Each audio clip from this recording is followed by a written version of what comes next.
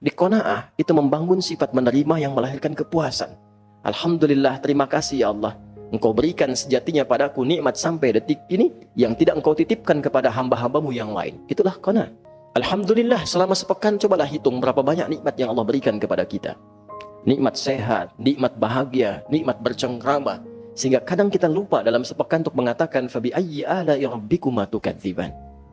Sikap inilah yang kelak akan membentengi kita dari perilaku-perilaku negatif yang mungkin muncul. Karena lawan dari qanaah itu istighna, ingin merasa lebih. Ketika seseorang ingin merasa lebih, maka tertambahlah beban di hidupnya dan terbukalah potensi bagi dirinya untuk menyimpang. Kalla.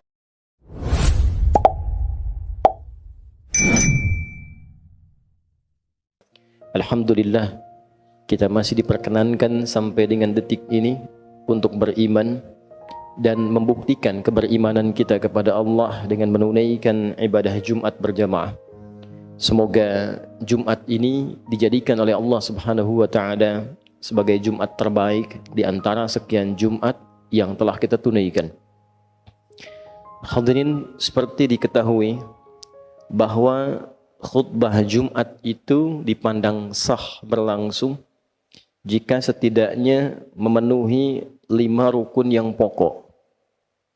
Ada satu bagian yang diperdebatkan di kalangan ulama, namun ulama sepakat dengan 5 pilar, 5 rukun yang pokok ini. Pertama adalah hamdalah, memuji Allah Subhanahu wa Ta'ala dengan mengawali khutbah. Kedua adalah salawat, bersalawat pada Rasulullah sallallahu alaihi wasallam. Yang ketiga adalah wasiat, mengingatkan jamaah untuk meningkatkan takwa kepada Allah Subhanahu wa Ta'ala. Yang keempat adalah penyampaian setidaknya ayat-ayat Al-Quran atau bagian dari hadis Nabi Muhammad sallallahu alaihi wasallam. Dan yang kelima pada khutbah yang kedua ditutup dengan doa. Hadirin, 5 rangkaian rukun atau pilar yang menentukan sahnya khutbah Jumat itu bukan sekedar menjadi bagian formalitas, tapi ada hikmah, ada rahasia yang terkandung di dalamnya, sehingga setiap pekan kita diingatkan oleh 5 pilar ini.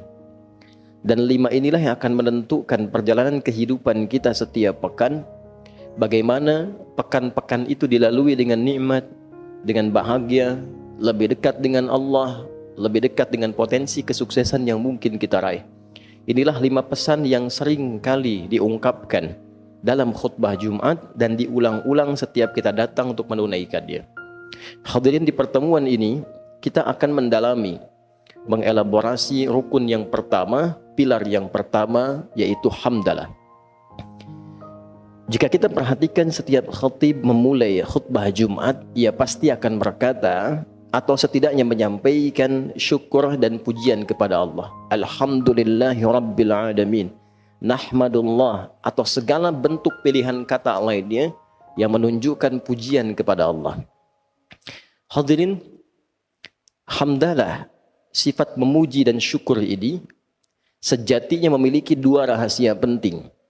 Dan keduanya terkait dengan penerimaan atas nikmat Allah Subhanahu wa Ta'ala yang Allah anugerahkan kepada kita dalam berkehidupan. Hamdalah sebagai ungkapan ekspresi syukur kita kepada Allah atas nikmat yang diberikan oleh Allah kepada kita, memberikan karunia yang pertama adalah membangun sifat qanaah. Qanaah, menerima dengan baik semua apa yang Allah anugerahkan, dan dengan sifat penerimaan itu muncullah rasa syukur, dan dengan syukur itu yang paling menarik, ia selalu bersikap positif atas semua nikmat yang diterima tanpa harus menyoal dan memikirkan apa yang tidak ia dapatkan sampai detik itu. Kita mendapatkan nikmat dari Allah, sepeda, muncul sifat qanaah, alhamdulillah. Kita tidak harus berpikir tentang orang yang punya motor. Kita tidak sibuk berpikir tentang pajaknya orang yang punya Alphard. Kita tidak harus sibuk berpikir tentang apa yang tidak kita miliki. Itulah qanaah. Saat ini alhamdulillah Allah berikan rizki cukup kita untuk mengontrak. Alhamdulillah, mengontrak dipetakan, mengontrak rumah. Tidak harus kita berpikir dengan rumah yang ditempati oleh orang lain. Di qanaah itu membangun sifat menerima yang melahirkan kepuasan. Alhamdulillah, terima kasih ya Allah. Engkau berikan sejatinya padaku nikmat sampai detik ini yang tidak engkau titipkan kepada hamba-hambamu yang lain. Itulah qanaah. Alhamdulillah, selama sepekan cobalah hitung berapa banyak nikmat yang Allah berikan kepada kita. Nikmat sehat, nikmat bahagia, nikmat bercengkrama. Sehingga kadang kita lupa dalam sepekan untuk mengatakan fabi ayyi ala'i rabbikuma tukadziban. Sikap inilah yang kelak akan membentengi kita dari perilaku-perilaku negatif yang mungkin muncul. Karena lawan dari qanaah itu istighna, ingin merasa lebih. Ketika seseorang ingin merasa lebih, maka tertambahlah beban hidupnya dan terbukalah potensi bagi dirinya untuk menyimpang. Kalla innal insana la yatgha ar-ra'ahu istaghna. Sekali-kali jangan pernah lakukan, kata Allah. Manusia itu akan mulai berpotensi menyimpang jika ia ingin merasa lebih.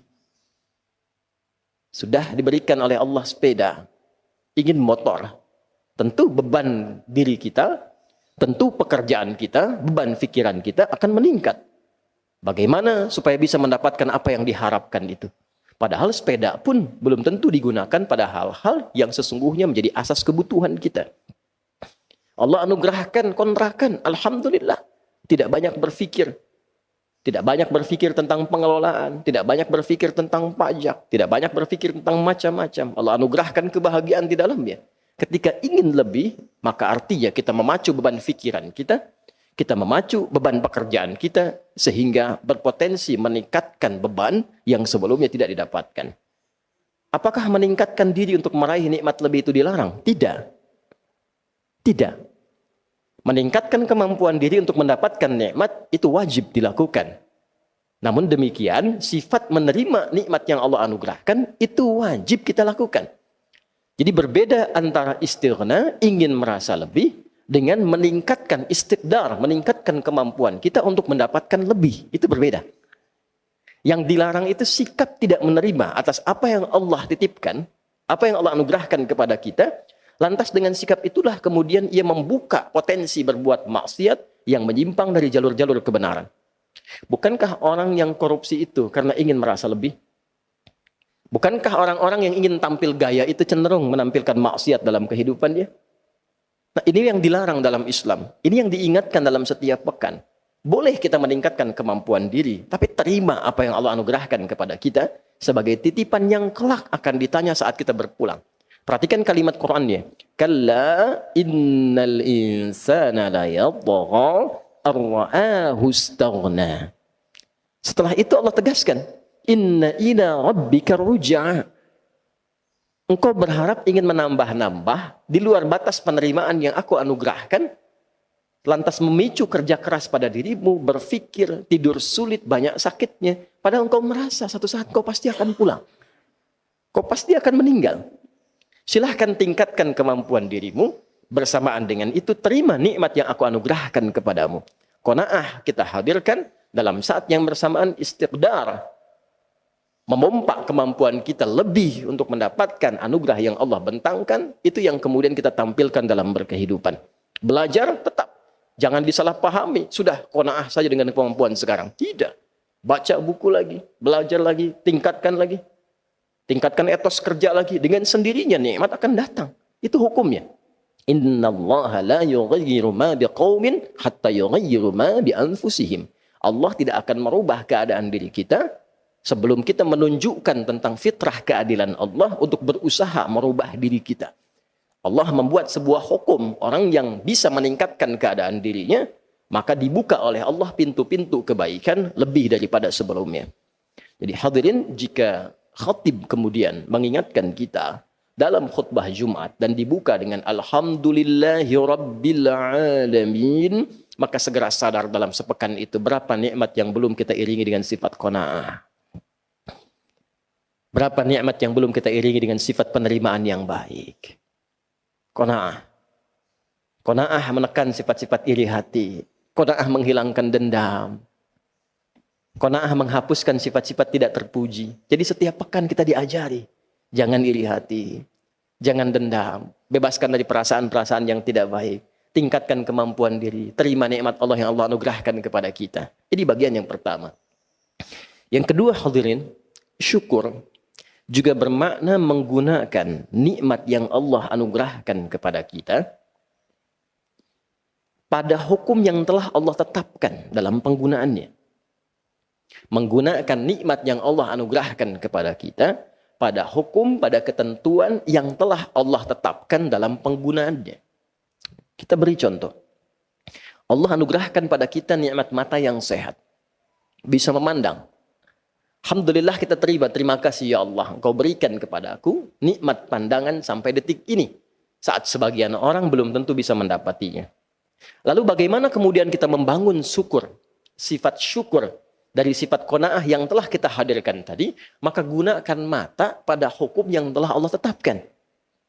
Apakah fungsi mata itu? Maka turun surah cahaya, misalnya surah ke-24 ayat 30 itu. Qul lil mu'minina yaghuddu min absarihim. Muhammad sallallahu alaihi wasallam perintahkan, sampaikan pada hamba-hambaku yang beriman, umatmu yang beriman, gunakan mata itu untuk memandang yang baik saja. Bila yang tak baik itu kemudian berpotensi terpandang, alihkan pandanganmu dari objek pandangan itu. Jadi mensyukuri nikmat mata, menggunakan mata untuk memandang yang baik-baik menurut aturan Allah dan Rasulnya. Tak baik palingkan, itulah syukur. Mensyukuri nikmat lisan, menggunakan lisan pada yang baik-baik yang Allah perintahkan. Ya ayyuhalladzina amanu la yasraq qaumin qaum, jangan gunakan untuk mencela.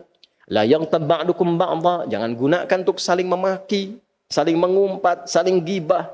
Man kana yu'minu billahi wal yawmil akhir falyaqul khairan aw liyasmut. Siapa yang merasa beriman pada Allah dan hari akhir, gunakan lisannya pada yang baik-baik saja. Berkata yang baik, tak mampu dia diam. Nah, itulah mensyukuri nikmat lisan. Sampai ke ujung kaki. Jadi kita jangan bicara dulu mensyukuri nikmat sepeda, nikmat motor, nikmat pakaian, nikmat harta. Ini dari ujung kepala sampai ujung kaki selama sepekan ini sudah disyukuri atau belum? Jangan-jangan datang Jumatan lisannya baru digunakan untuk mencaci orang lain. Datang Jumatan telinganya baru digunakan untuk mendengar perbuatan maksiat. Datang Jumatan fikirannya malah menerawang. Bahkan dalam saat khutbah Jumat digunakan pada hal-hal yang berbau maksiat. Itu belum syukur namanya. Karena itulah ketika khatib mengatakan Alhamdulillahi Rabbil Alamin. Ingat semua nikmat yang Allah anugerahkan pada kita. Nikmat kesehatan, udara, keluarga, dan seterusnya. Lalu setelah itu, gunakan semua nikmat ini dan evaluasi pada semua ketentuan yang Allah tetapkan. Lihat nikmat ada orang tua. Sudah didoakan atau belum? Orang tua dekat dengan Allah atau tidak? Sudah sholat atau belum? Ada anak-anak. Anak-anak sudah bisa baca Quran atau belum? Dekat dengan Allah atau tidak? Jangan kita berharap sekeluarga masuk surga, sementara anak pun sholat tak mampu. Orang tua jauh dari Allah. Maka apa yang kita harapkan dalam kehidupan ini? Sikap yang dapat dibangun dua hal. Melalui sikap syukur dalam wujud ekspresi khatib Alhamdulillahirabbil alamin. Setiap pekan kita mendapatkan pesan-pesan Rabbani. Terima semua nikmat, maka terbebas dari perbuatan maksiat, hilang sifat-sifat yang tidak baik. Saat bersamaan, gunakan semua nikmat itu pada seluruh ketentuan yang telah Allah tetapkan. Yang dengan itu, mudah-mudahan kebahagiaan di dunia bisa diraih, hisab di akhirat ringan kita menjalaninya. Barakallahu li wa lakum fil Qur'anil azim wa nafa'ni wa iyyakum bima fihi minal ayati wa dzikril hakim wa taqabbala minni wa minkum tilawatahu innahu huwas samiul alim. Ud'ullaha yastajib lakum jami'an.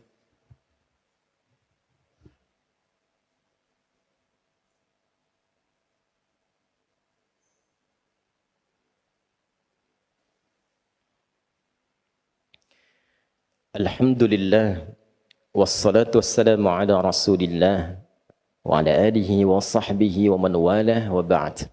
Faya ibadallah, usi nafsi wa iyyakum bitaqwallahi faqad fazal muttaqun fala tamutunna illa wa antum muslimun. Faqala ta'ala ya ayyuhalladzina amanu taqullaha haqqa tuqatih wa la tamutunna illa wa antum muslimun. Hadirin, sebelum kita berdoa pada Allah Subhanahu wa taala, perkenankan khatib mengingatkan dengan singkat bahwa dari 5 pilar rukun khutbah yang disampaikan oleh khatib, hamdalah memberikan 2 pesan utama. Satu, membangun sifat qanaah, menerima nikmat yang Allah berikan kepada kita, agar kita mampu menjaga diri selalu dalam kebaikan. Tidak perlu iri hati dengan jabatan orang lain. Tidak perlu iri hati dengan hadiah yang mungkin orang lain terima. Tidak perlu iri hati dengan nikmat yang orang lain dapati, tapi tingkatkan kemampuan diri kita untuk mendapatkan anugerah lebih dari apa yang kita inginkan dari Allah Subhanahu wa taala. Kedua, pergunakanlah nikmat-nikmat itu dengan baik sesuai aturan Allah, karena semua akan dihisab. Dari ujung kepala sampai ujung kaki. Mata kita dihisab, telinga kita dihisab, pakaian kita dihisab, semua yang melekat pada diri kita akan dihisab. Mari kita berdoa pada Allah Subhanahu wa taala. Mudah-mudahan doa ini mengantarkan kita pada sikap qanaah dan syukur seperti apa yang Allah inginkan, seperti apa yang Nabi sallallahu alaihi wasallam contohkan. Alhamdulillahi rabbil alamin, hamdan syakirin, hamdan na'imin, hamdan yuwafi ni'amahu wa yukafi mazidah. Ya Rabbana lakal hamdu wa lakal syukru kama yanbaghi li jalali wajhikal karim wa li 'azimi sultanik. Allahumma salli wa sallim wa barik ala habibikal karim rasulikal mustafal amin sayyidina Muhammadin wa ala alihi wa sahbihi ajma'in. Allahumma ya arhamar rahimin urzuqna ni'matal qanaati wa syukri laka ya rabbal alamin. Ya Allah, anugerahkan kami rizki untuk memiliki sifat qanaah dan syukur atas segala nikmat yang Kau anugerahkan kepada kami. La tada' lana fi maqamina hadha wa fi kulli maqamin dhanban illa ghafartah. Ya Allah, jangan biarkan ada dosa sedikit pun di tempat ini atau dimanapun kami berpijak kecuali Engkau gugurkan seluruh dosa-dosa itu. Wala hamman illa farajtah. Jangan biarkan ada kegelisahan tertanam kecuali Engkau telah tenangkan keadaannya. Allahumma wala asiran illa yassartah. Jangan biarkan ada kesulitan terjadi kecuali Engkau mudahkan kesulitan itu. Wala hajatan min hawaijid dunya wal akhirati fiha laka ridwan wa fiha lana salah illa qadaitaha ya arhamar rahimin. Wala maridan illa syafaitah. Ya Allah, bila ada hajat apapun yang tersembunyi, termasuk bila ada di antara hamba-Mu yang sakit, mohon sembuhkan penyakitnya, kabulkan seluruh hajatnya. Allahumma rabbana atina fid dunya hasanah وفي الآخرة حسنة وقنا عذاب النار اللهم احفظ بلادنا Indonesia واجعلها بلدة طيبة ترضاها. Ya Allah, mohon jaga negeri kami Indonesia dan jadikan Indonesia negeri yang berkah yang Engkau ridai. Jaga kami ya Allah, jauhkan dari perpecahan, satukan dalam kebaikan. Dan jaga para ulama kami ya Allah, ikhlaskan mereka dalam berdakwah untuk mencerahkan umat dalam kebaikan. Allahumma bifadlika subhana rabbika rabbil izzati amma yasifun wa salamun alal mursalin wa akhiru da'wana subhanakallahumma wa bihamdika nashhadu an la ilaha illa anta nastaghfiruka wa natubu ilaik walhamdulillahi rabbil alamin. Ibadallah, innallaha ya'muru bil 'adli wal ihsan wa ita'i dzil qurba wa yanha 'anil fahsya'i wal munkari wal baghi ya'idzukum la'allakum tadhakkarun wa la dzikrullahi akbar wallahu ya'lamu ma tasna'un. Aqimus shalah yarhamukumullah.